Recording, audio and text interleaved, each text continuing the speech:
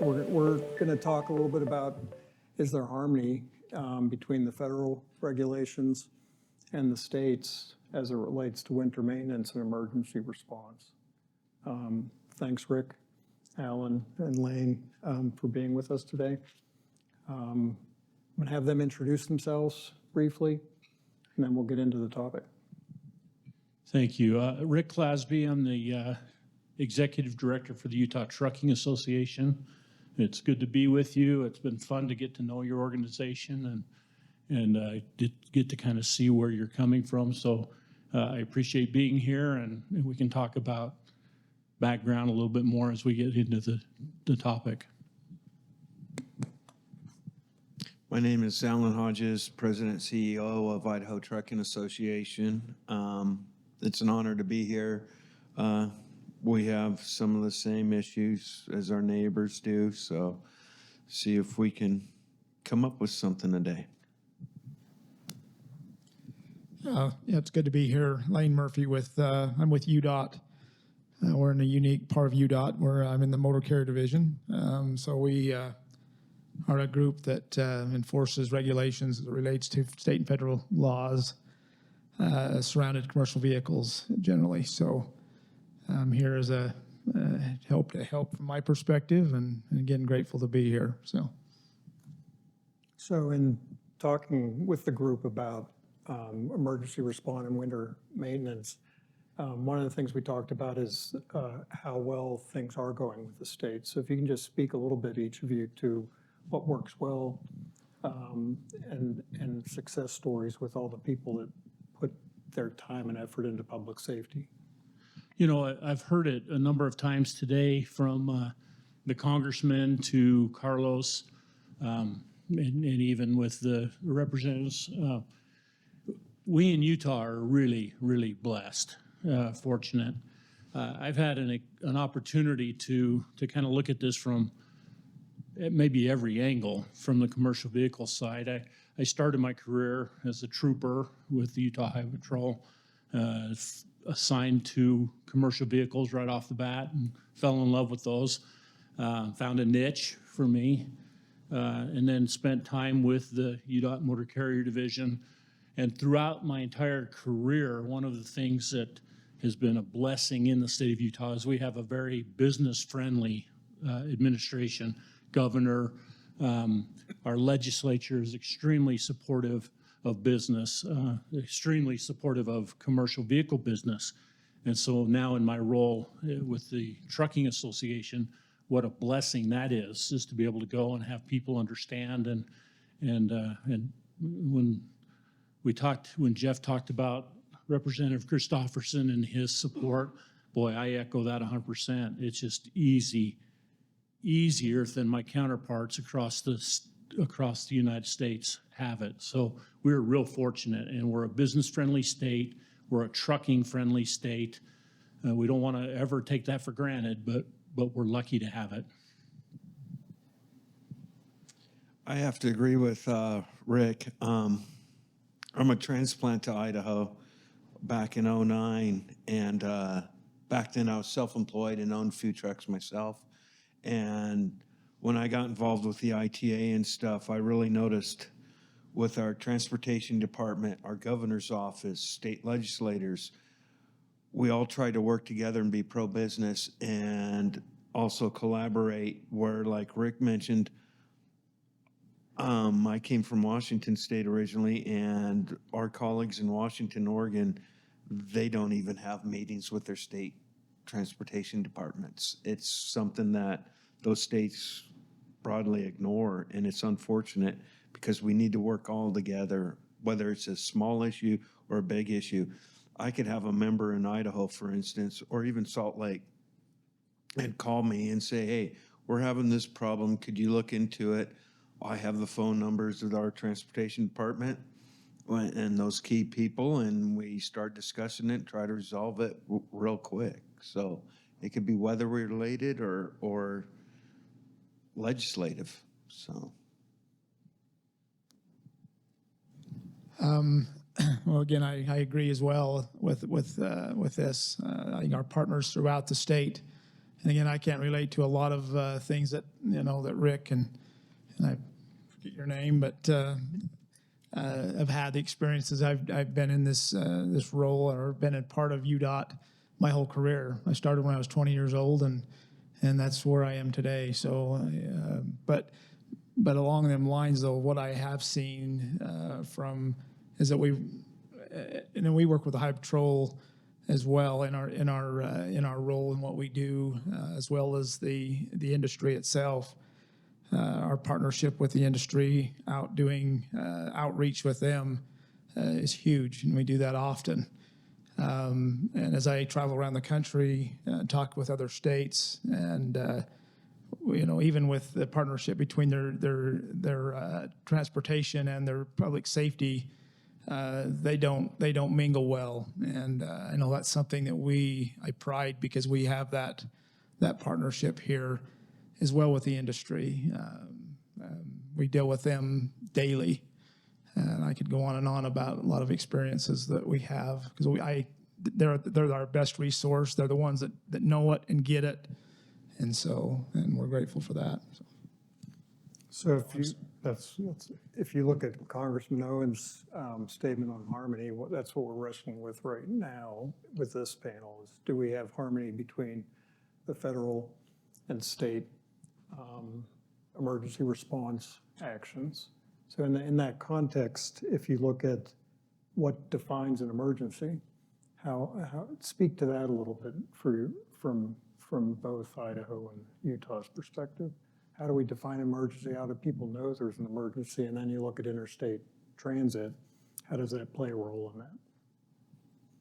Well, for instance, we could have we called it Snowmageddon back in 2017, where we've got a lot of snow, and if we have to, the governor can make a declaration of an emergency, and that'll allow certain exemptions on the trucking end, like hours of service, where the drivers, if they're hauling in from any other state, the hours of service don't apply, but as long as they're hauling loads into Idaho or, anything, fuel, whatever, to support that declaration of emergency.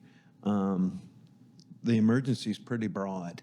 It can be a weather event, it could be a natural disaster, all sorts of things. The biggest problem we have in the industry is the states are different on size and weight, and that's where the problem lies, in my opinion. When we talk about asking for or soliciting an exemption for emergency, I think it's useful to know that there's jurisdictional issues.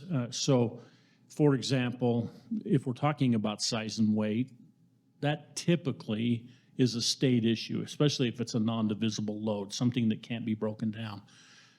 If it's a divisible load and it crosses state lines, then the federal Department of Transportation has authority and has some regulations as to what exemptions can and cannot happen. And so sometimes it's going to be useful if an exemption is needed, is to know, is this a regulation and that I can just call my buddy Lane over at the Department of Transportation, or is it something that we need to run up to the governor's level? And then beyond the state of Utah, it's helpful to know whether this is a Federal Motor Carrier Safety Administration issue, meaning hours of service, safety violations, those kind of things, or is this a Federal Highway Administration issue, which would be the size and weight stuff. So I think, boy, if you can find silver linings around clouds, COVID did help us, I think, a little bit, in that all of a sudden emergency looked different than hurricanes and tornadoes and natural disaster type things. Suddenly it's PPE, masks and syringes and toilet paper, and so there's a kind of a better understanding of emergency today than there ever has been before. There's still complexity in who do we need to ask, and how do we go about asking? So that's kind of where we are, state of the state today, I think. Alan, you talked earlier when we were talking on the phone about services and moving across state lines. With what you said, is it an issue with hours of service and emergency response for a utility driver to drive across state lines and take care of a down pole, or will they be able to do that work? It's twofold. A lot of, like when there's a huge power outage from a storm or whatever, they'll pull in other companies, utility trucks from other states, and that size and weight issue comes in again on that. There was an issue years ago where 4 trucks left Nevada, for example, and they're heading to Iowa, and they got stopped at the Wyoming border, and they were, overweight for that state. They did let them through, from my understanding, but that was on a rare occasion. The other issue the industry's facing today is we have approximately 75,000 driver shortage right now, and there's been a bill for over a year at the federal level to take 18 to 20-year-olds and let them drive over state lines.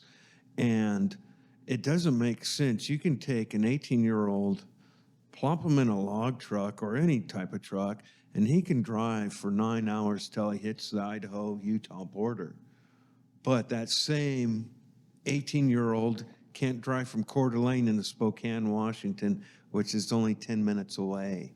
And these utility companies are having this issue where they like to recruit young, and they're under the age of 21, and they're required to have a CDL, and they hit the state lines in emergency, and now all of a sudden the utility companies have to scramble and find, when they hit, let's say, the state of Utah, they got to find a Utah employee that's over 21 to jump in that vehicle and continue driving it.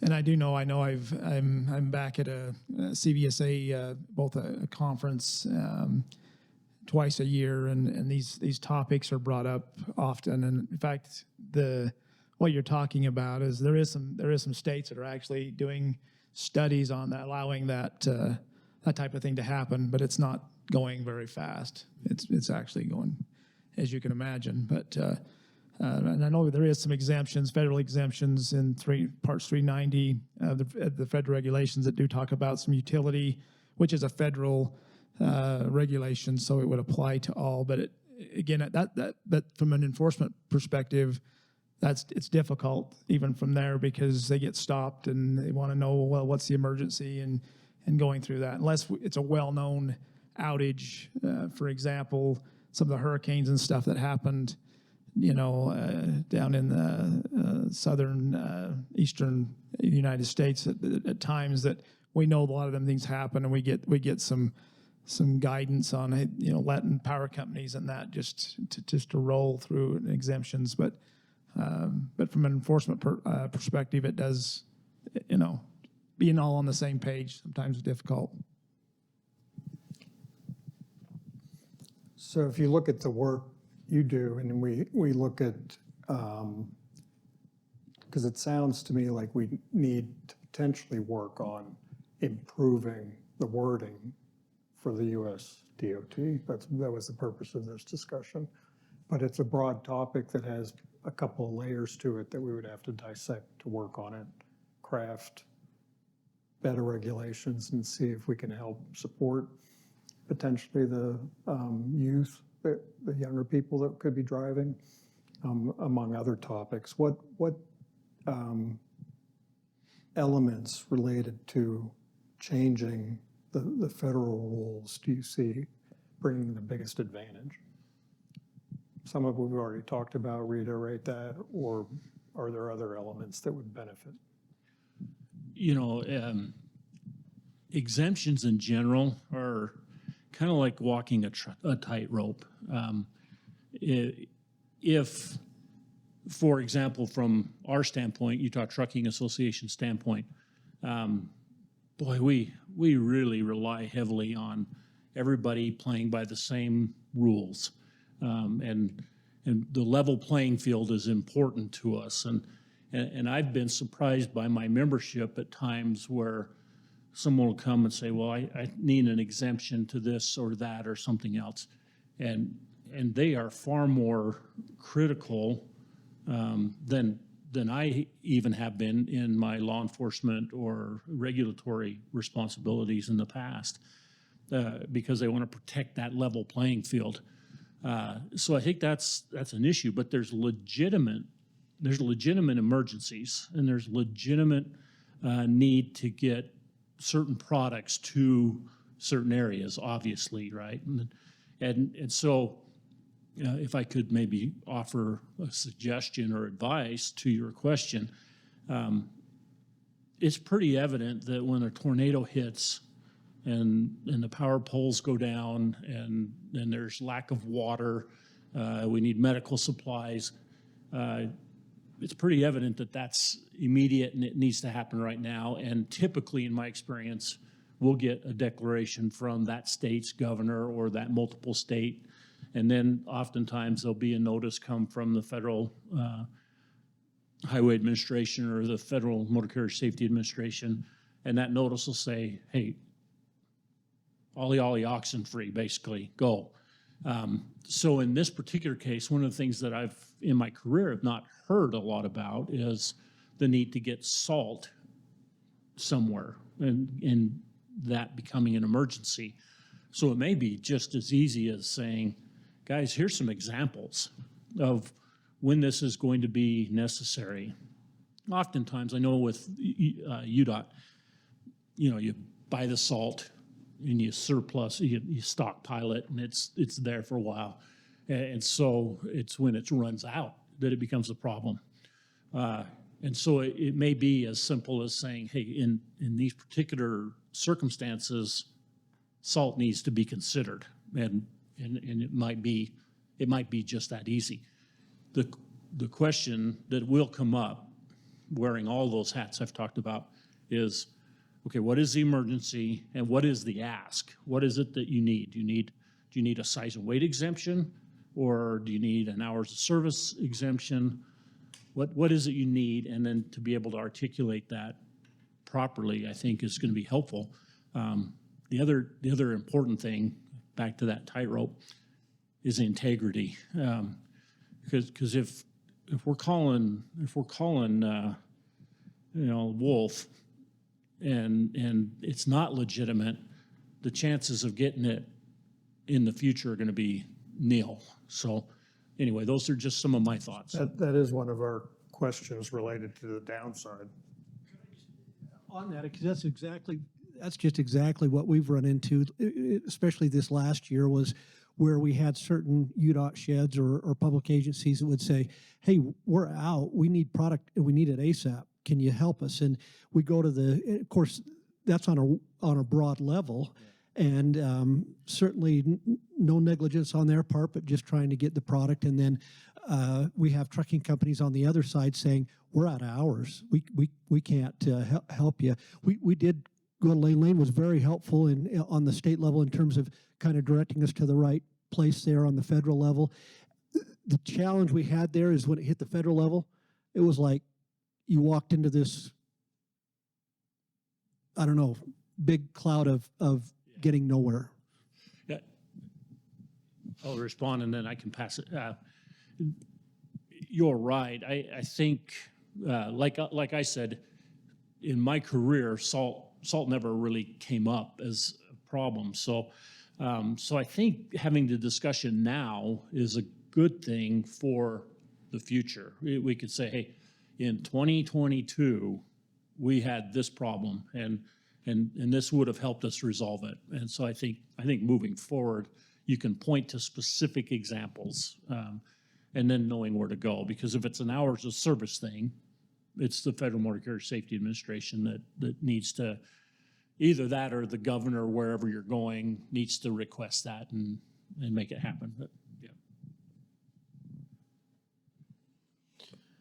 yeah. Pretty much agree with Rick, but one of the other things is when you ask for an exemption, and it's difficult. I know some farmers in East Idaho were chiving on because of the driver shortage. There's already an existing ag exemption, but they wanted the ag exemption to go all the way down the food chain to, for example, an Albertson's truck delivering the food to the grocery store. And it was denied. And one of the reasons is it's already under the federal rules.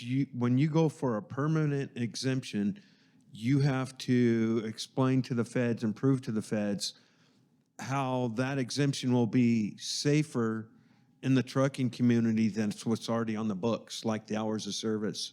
So you have to jump that big hurdle, and it's not easy. There's been a lot of exemptions that fall flat on their face over the proof of the safety.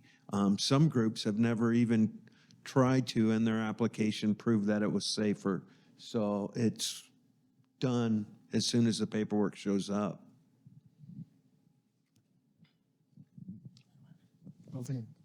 Man, it's something that's sensitive. Hours of service. Oh, what a lightning rod, right? And that's been a career-long issue for me. I'll never forget. We were going to offer an intrastate hours of service exemption for construction, which was at the time allowed by the federal government. So we had this hearing, and I've, in my entire career, I've never seen more people show up to a hearing. And they brought young men in Boy Scout uniforms and young women in dance outfits, and there were posters. And so, hours of service is designed to make sure that folks aren't tired and weary. And so it's going to be necessary to say it's safer to get the salt where it needs to go than more safe than to have a tired driver on the road. And that hours of service it's just a lightning rod because we in the trucking industry, every time they want to open that book, it just gets, to use a graphic term, my sphincter just gets so tight because it's been an ongoing debate, and every time it opens, the potential gets worse. And so I think as we go forward thinking about this, caution, of course, and the proper wording. We need to word it correctly because, boy, you almost don't want to wake a sleeping dog sometimes because it could get really ugly. But anyway. So simple question, yes or no, do we think federal wording needs to change to help interstate commerce when, say, the governor says, emergency, I got a problem, I need people to react to it? Do we believe that there's some changing that would be effective and beneficial to our citizens? I'm holding the mic, right? So the answer is probably if this organization, and I think I agree, I do agree, if this organization sees the need for an occasional exemption to fill those stockpiles, then yes, there needs to be maybe two things go on. There needs to be some education at various levels that says salt ought to be considered equally as important as telephone poles or water or PPE equipment. And so that education needs to go up, and then have that included in the language for that specific exemption probably would be extremely helpful. Alan? I can't agree. I mean, I agree with that. And also, I think I would recommend that whoever your state governor is and your trucking association individuals and stuff, that an education goes on about, like on the salt issue, most governors, they think, oh, I can only write a declaration of emergency if it's a storm. But if you read the federal rules, if there's going to be life lost which could happen on roads when lack of salt, you can issue it. And I think if we educated more governors on that, you know, road salt could be used as a declaration of emergency, that opens it up right there when it comes to the hours of service. Yeah. To that point, a good example, during COVID, Governor Cox in our state was highly interested in the contact tracking, if you'll remember. And there was an app that was developed. And the idea is that every time a truck would come into the state of Utah, they would fill out this quick little app and talk about where they are and where they've been, and that would have helped with that contact tracing. I was on a phone call with Alan and my counterparts from the western states, and I thought they were all my friends, and I learned quickly that, you know, friendships can change quick. They were ticked off. They were pissed. And so I kept saying, guys, let me do my job. I'll get after it. So a text to the governor that said, Governor, this is killing me. It's killing the industry. We're already short on supplies here, there, and everywhere else. We need to rethink this. And within 5 minutes, there was a rethink, and it went away. So just that much education via text solved the problem. And I think I think Alan's exactly right with education. No, I remember that very, very well. I mean, I was part of that, and it was quick. It was like, holy cow, this is going to be expected. And of course, we got the grunt of it already off the bat. And anyway, so moving forward, I mean, exemptions are one thing. I mean, COVID was a great eye opener for what can be exempted. I mean, and we're getting updates almost on a daily basis of what can be exempted and not. And that's the first time in my 30-year career that I had seen anything that to that extent. And I think we all went through a life-changing through that experience. But I know it's an uphill battle. I can only imagine, you know, there's companies, large companies, that have a lot of power that try to get exemptions for hours of service for whatever reason for their fleets, and I know they're constantly shot down. Now, I'm not saying that we shouldn't try. I definitely see the value of that, but know that as Rick said, I think there's some great things to be prepared to do.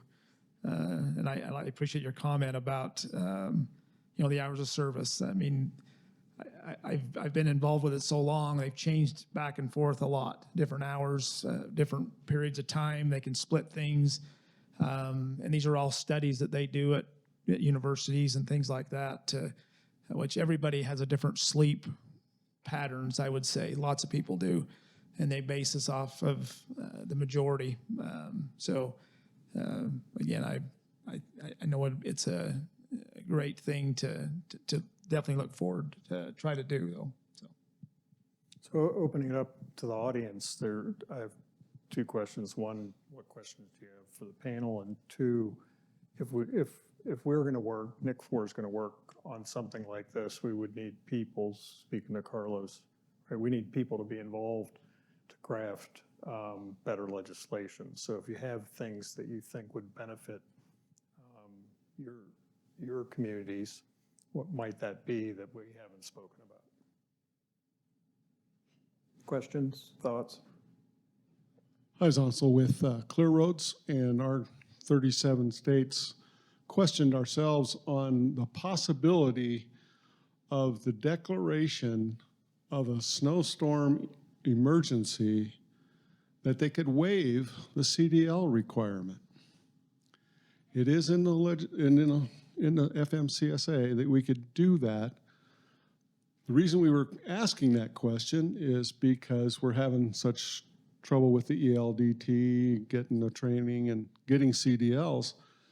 If they declared an emergency, I myself do not have one, I could get behind a truck.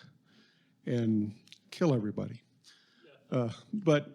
I'm asking your input. What we found out from Clear Roads is no one wants to do that because we got our people are trained for summer work as well as winter work. So don't worry, they're not trying to do that. But I wonder about the trucking industry, their feelings on this, if for some reason we tried to implement this silly roundabout way of doing this. So, Lane, you might have to correct me because I've been away from a little while, but you're talking about a government entity with a government vehicle. Is that correct? That would be correct. Yeah. So the Federal Motor Carrier Safety Regulations have always exempted government entities or municipalities. And so that technically could happen. Now, however, when I was with the Motor Carrier Division at UDOT, and I would talk to our maintenance guys, and we would always strongly encourage, listen, the state of Utah is self-insured. We got a big target on our back every time we get out there. If something were to go wrong, it's always better to say our drivers are CDL drivers. They comply with the hours of service until they have to go 24 hours, 7 days a week, plowing snow. So that exemption kind of already exists, but out of the preponderance of caution, we always recommended they have a CDL, that they have a medical card, that they do those things. From a trucking association perspective, boy, I don't think we'd put anybody in a truck that didn't have a CDL. You heard about the nuclear verdicts.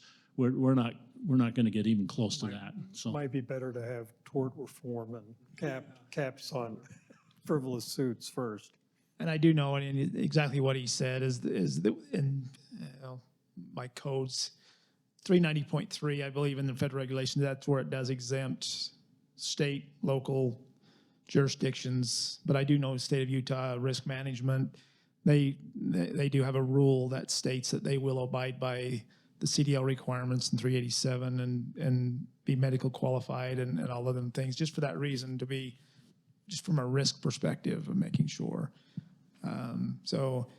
We talked earlier about the young people that getting them involved, and I think that's a wonderful thing to try to get pushed. Talking to this panel here, but I think about even the high schools that we go and see. Carlos talked a little bit about where all the high schools. Well, we also go to the high schools from a truck driving around trucks as well. We have it's called Truck Smart, and we usually have a motor carrier be there with their truck to be there at this, so these kids can jump up in a truck, look at the mirrors, look at all the blind spots. It's really an impactful thing for these young kids to get up in this commercial vehicle and to realize that I can't see cars and generally a lot of around the vehicle in many places, and that's impactful. And so, but I say that because that 18-year-old to 21-year-old, that's a life. That's a time when they figure out what they want to do in life, and if there's because I've been involved in some of these, and they ask these drivers. I'll just use UPS, I have a UPS driver, and they start asking the driver, well, how much you make and what do you do? And they're like, oh my goodness. And so they lose this 3-year period after high school of, again, I bring that up. I always try to bring things like that up for people to realize it would be a great thing, but I got squirreled a little bit there. So anyway. Additional questions?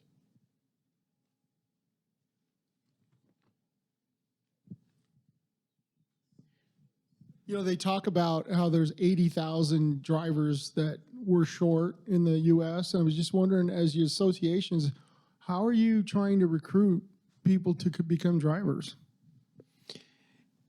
That's a good question. In Idaho, we started a program last year. We got a grant from the state workforce, And for the people that live in this town, they probably familiar with the name L3 Harris. We bought one of their truck simulators, stuck it in a trailer, and to date, we have had 1,500 high school students in Idaho take a spin. We call it a carnival ride, a 3-minute carnival ride on it. We give them information, swag about trucking careers, what it pays, the jobs that you can be home every day and stay still living in your community, the jobs that are over the road, and it's been a huge success. It's a little overwhelming for a small association like us. But one of the things that is rough on the industry is because of that age restriction is what was it? We were being told a while back that the average age of a new CDL driver is 29. They're on a second career because of part of the reason is that age restriction. And so it just doesn't push them back 3 years. It pushes them back years. And I think the average CDL age driver right now is 55 to 60, and they're retiring out quick. So. From Utah's perspective, it's an uphill battle for sure. We do support the 18-year-old driver and the pilot program, and we were vocal about that. Not all of our members do, of course, because they've got their own internal policies and whatnot. But some of the other things, maybe on a more global, we've worked pretty hard recently to look at policies, internal policies within companies that are prohibitive of, say, past felony folks or misdemeanor, serious misdemeanors. We're trying to be a little more understanding of those folks trying to get a leg up, a hand up. So that there's that. We are very, very supportive of the Truck Smart program and send trucks and whatnot to high schools. We've also talked to Workforce Services, the governor's office. We've got a pathways program for diesel mechanics that's pretty successful and starts them in, sophomore year of high school, promotes them up to where by the time they're out of high school, they're nearly certified as a mechanic. We've talked to them about perhaps doing something from a CDL perspective. The problem still lies is insurance companies are saying 2 years experience. They'd prefer that they were 23 years old. So there's more than just the federal government saying 21. There's an insurance component here. There's a whole bunch of things, but we're very supportive. Anything we can come up with to get people engaged. High school counselors. We've talked to high school counselors and said you got to quit bad-mouthing some of these trades, whether it's trucking, mechanics, even some of the construction trades. You got to understand that there are folks that are really well suited for those, and in today's environment, they can make a really good living. So anyway, good question. Also in Idaho, I left out, Rick mentioned workforce. Our state workforce right now, and it's the biggest request in Idaho for CDL training. They're paying 80% of a person's CDL training. And as 15 months ago, we had 400 people participate in it, but as of a few months ago, it's over 4,000 now. Cool. Any additional questions? Thank you. Thank you all.